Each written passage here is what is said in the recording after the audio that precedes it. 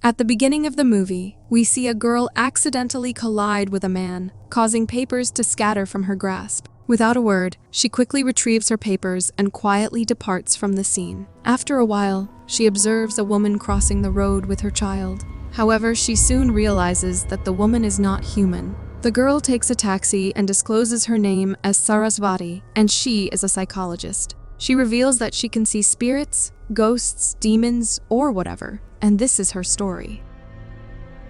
At her grandmother's burial, a young Sarasvati catches a glimpse of her grandmother's spirit, sparking the beginning of her supernatural encounters. That night, while playing with a musical box, Sarasvati witnesses the door to her grandmother's room opening on its own.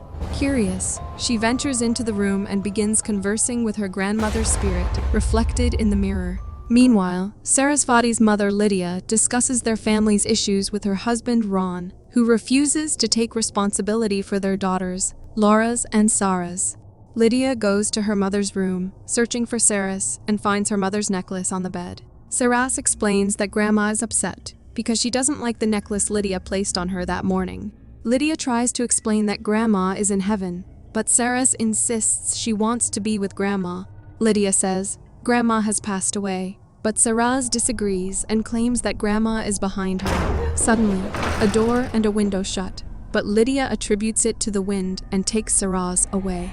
As Saras grows up, seeing spirits becomes a common occurrence for her, and due to this, the other students in school avoid her, leaving her isolated. However, a boy from her class named Adil believes in her and becomes her only friend. One day, Saras notices that she has forgotten one of her books at school, and as she prepares to leave to retrieve it, Laras insists on accompanying her. Saras brings Laras along, but upon opening her locker, she hears a voice and sees a spirit sitting atop it. Saras chooses to ignore the spirit and exits the area. However, the hallway is also filled with numerous spirits. In the chaos, Saras collides with a ghost and falls down, and she gets terrified seeing that the ghost is frightening. Despite this, she manages to regain her composure and takes Laras into her lap, swiftly leaving the area. When she returns home, knocking on the window startles her, and when she checks out of the window, she gets terrified seeing that the spirits have followed her. Saras gets frustrated by this and asks them not to bother her, and when Lydia comes there, Saras tells her that they refuse to go away.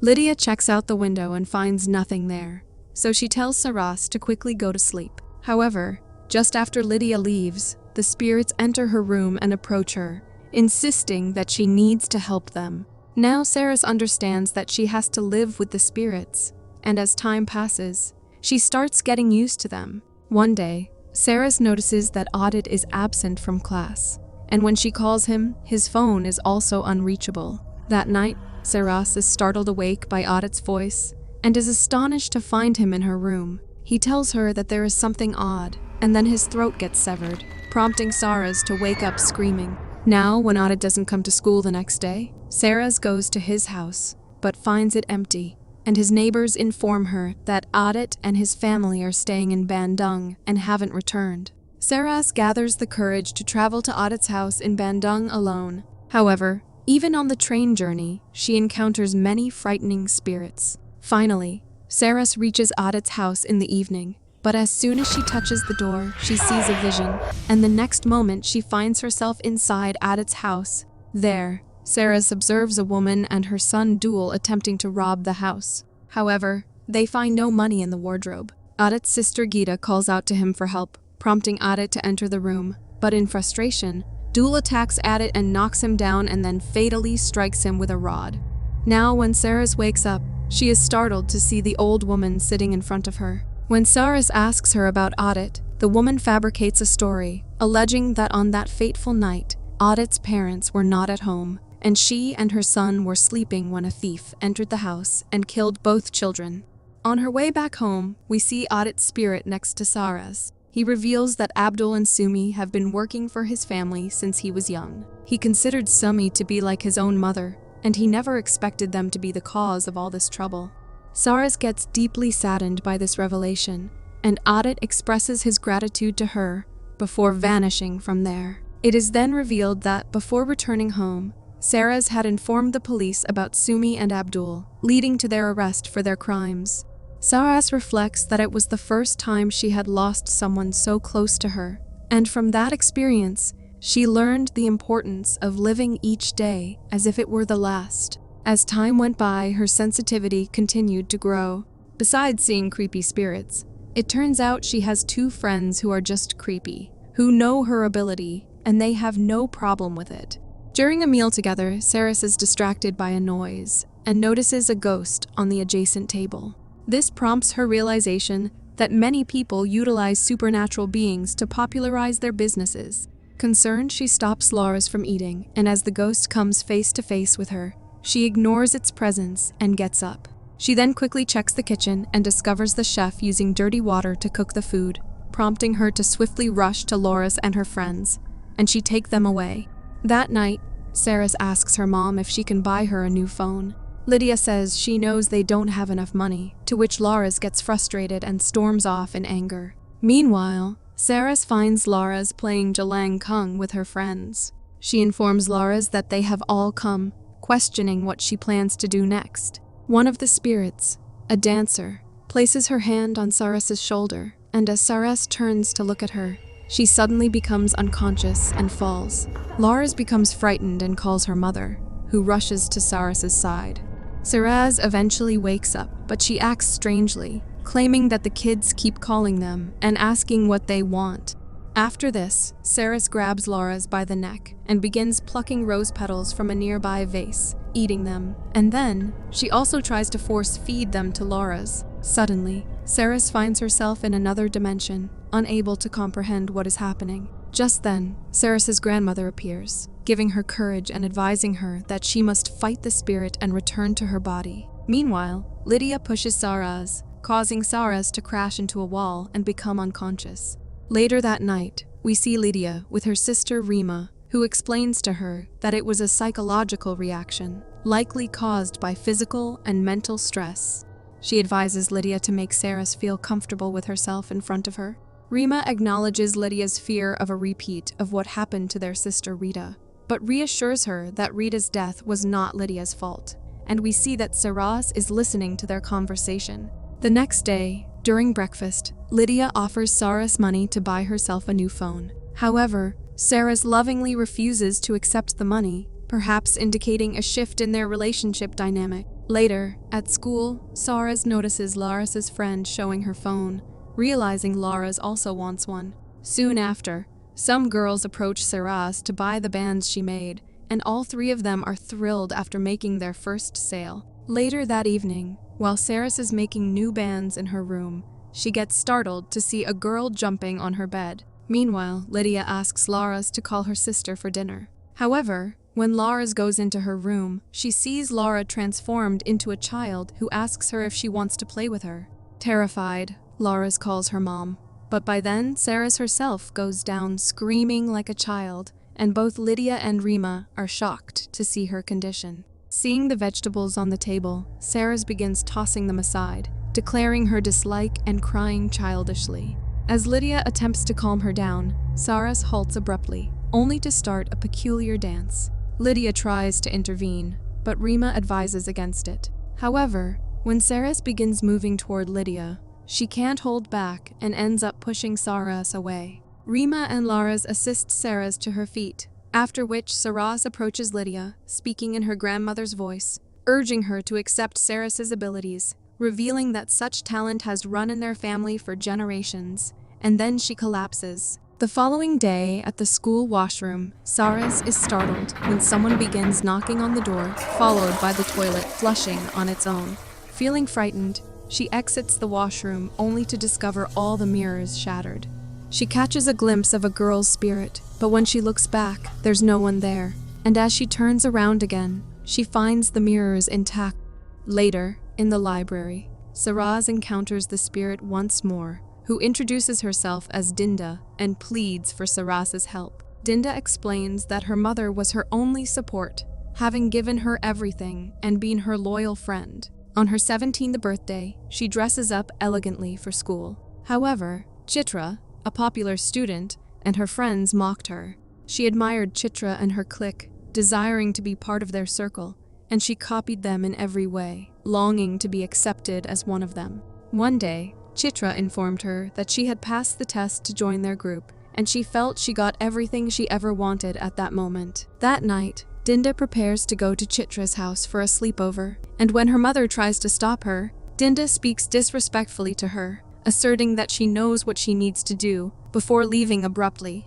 Next, we see Dinda at Chitra's house, where they manipulate her with their words, coercing her to undress and allowing them to take photos, promising it will stay between them. The following day at school, Dinda faces ridicule from the students, and upon discovering her photos posted on the notice board, she realizes that Chitra and her friends have betrayed her. Unable to endure the humiliation and betrayal, she took her own life by cutting a vein in her hand in the bathroom. Her mom just left everything as it was since the last time she was at home. After school, Saras goes to Dinda's house and informs her mother that the earrings she gifted Dinda are still in her wardrobe. Dinda's mother shut the door, but Saras reveals that she met Dinda and knows everything. Later, Dinda's mother finds her earrings, and she starts crying badly. Next, Saras visits Chitra under the pretext of collecting alumni testimonials for the yearbook. During their conversation, she subtly brings up Dinda's name, causing Chitra to become visibly upset. The next day, Saras accompanies Chitra to Dinda's house, but upon seeing Chitra there, she asks them to leave. However, when Saras reveals intimate details known only to Dinda and her mother, Dinda's mother becomes emotional. Eventually, Dinda communicates with her mother through Saras's body, expressing her happiness to have a mother like her. She discloses that what happened to her was an accident. In a flashback, we witness Dinda attempting to remove her picture from the notice board when her hand is accidentally cut by a piece of glass. Chitra kneels before Dinda's mother as she apologizes, and after learning the truth and understanding the situation, Dinda's mother ultimately decides to forgive her. After a few days, while watching a horror movie with her friends, Saras mentions that what can be seen are only the three of them, and suddenly, it is revealed that the movie theater is surrounded by numerous spirits. Just then, Irina receives a call, and she leaves there, asking them to wait. But after a while, Saras has a vision where she sees that Irina has been involved in an accident. Shortly after, Irina returns and mentions that her boyfriend will pick her up later, to which Saras expresses her concern, suggesting that she shouldn't go out with him tonight. Later at home, Saras experiences the same vision once more, and desperately wanting to prevent Irina's accident, she calls her. Irina reassures her that she is with Dwi in the car and already on the way home, and knowing this, Saras gets relieved and disconnects the call. However, it turns out that Dwi's car has broken down, so he calls his driver to come to his location and bring his motorcycle. Meanwhile, Saras experiences the same vision once more, and when she calls Irina, she learns that Irina is now on a motorcycle. Saras rushes to help Irina, but Lydia asks her where she is going so late at night. Saras explains the urgency of meeting Irina, but Lydia insists that she return to her room. Laras assists her sister in sneaking out through the window, expressing her desire to accompany her due to boredom at home. Together, they set out on Laras' scooter to help Irina. However, Lydia discovers their absence and calls Saras. As her phone rings, she regains consciousness, only to find herself injured, and to her horror, she sees her sister Laras lying severely injured on the roadside. Saras rushes to her side, attempting to help her up, but tragically, Laras passes away in her arms. After Laras' funeral, Lydia asks Saras if she is satisfied with causing her sister's death. Saras says that Laras ran away with her that night because she couldn't bear being under the same roof as Lydia. This infuriates Lydia, and she slaps Saras and tells her that as of tonight, she is no longer her daughter. Later, Rima enters Saras's room and offers to share what happened to Rita. She explains that Rita was born with the same abilities as Saras, but was unable to control them. Rita was very close to Lydia until the day she was found dead, with the cause unknown. Lydia blamed herself the most for Rita's death, feeling she had failed to protect her, and she doesn't want the same fate to befall Saras. The next day, Saras decides to leave her mother and go with Rima, and it has been 7 years since she has been abroad seeking knowledge, and she has also not spoken to her mother during this time. Finally, Saras returns to her house, noting that not much has changed, including her mother, who remains unchanged since before she left. She goes to Laris's room and sits on her bed, and we see that her mother is watching her from outside. Saras is now a psychologist, and she is more mature in seeing life from 2 points of view. They cannot avoid the fact that they live side by side with those who cannot be seen. All her experiences interacting with the spirits have made her a good listener and able to understand human nature, which cannot be predicted. One night upon returning home, Saras discovers that her mother has named her company after her, a gesture she deeply appreciates and likes. The next day, while Saras is sitting in a cafe, her mother calls and inquires when she will be returning home. Saras apologizes to her mother, who becomes emotional and urges her to come home soon. As Saras is on her way home, she accidentally bumps into a man and notices something peculiar about him. Shortly afterward, there's an explosion in the vicinity, and news reports later confirm that another bomb has detonated in Jakarta. Lydia becomes worried upon seeing the news and tries to call Saras, but she doesn't pick up. Saras reveals that she passed away at the age of 24. She emphasizes that she once lived as a human and clarifies that their existence isn't meant to frighten the world, but each spirit has a unique story, and this was hers.